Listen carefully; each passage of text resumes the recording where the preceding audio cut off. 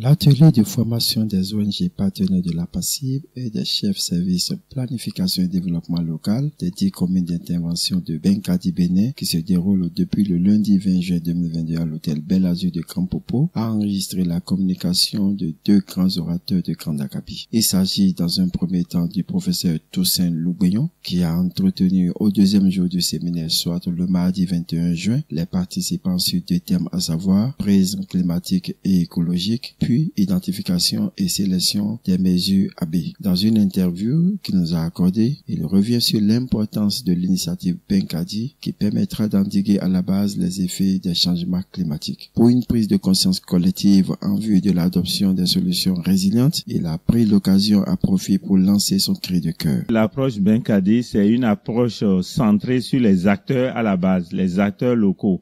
Et ce n'est que ça qu'il nous faut pour trouver des solutions propres à nous, des solutions de mitigation, des solutions endogènes et non des solutions télescopées de l'extérieur. Et cette approche permettra d'impacter la plus grande masse à la base parce que les solutions innovantes, c'est à la base que ça se prend pour impacter le développement. Le cri de cœur parce que nous pensons en tant qu'Africains à 2 réalités.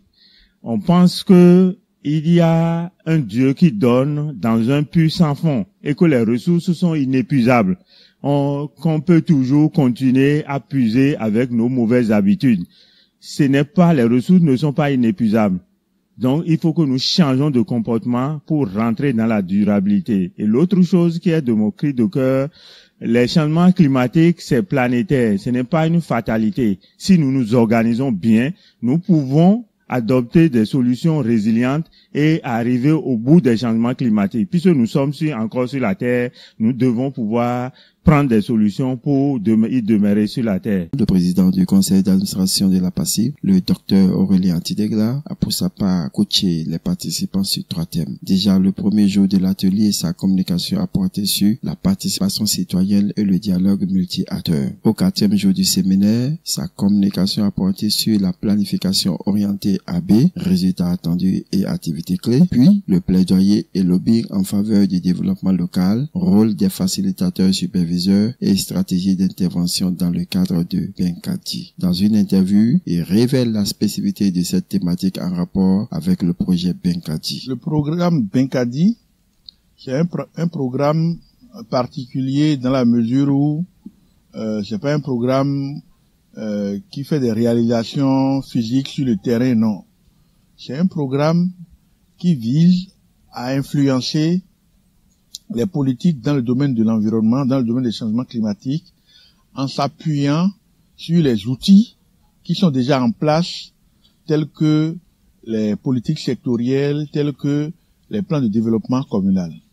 Et donc, le plaidoyer et le lobby constituent des moyens privilégiés pour exercer l'influence sur les décideurs, ceux qui ont le pouvoir de prendre certaines décisions afin que les préoccupations pour lesquelles le projet a été initié, ces préoccupations soient prises en compte au niveau individuel, mais aussi au niveau institutionnel à travers leur insertion dans le plan de développement communal. Donc, nous avons pensé qu'il était indispensable d'outiller les partenaires sur comment faire le plaidoyer, le lobby, quelles sont les postures possibles, en passant de la co-construction jusqu'à la confrontation à travers des postures intermédiaires telles que la médiation, la négociation, toute chose qui permet à nos collaborateurs, à ces agents de terrain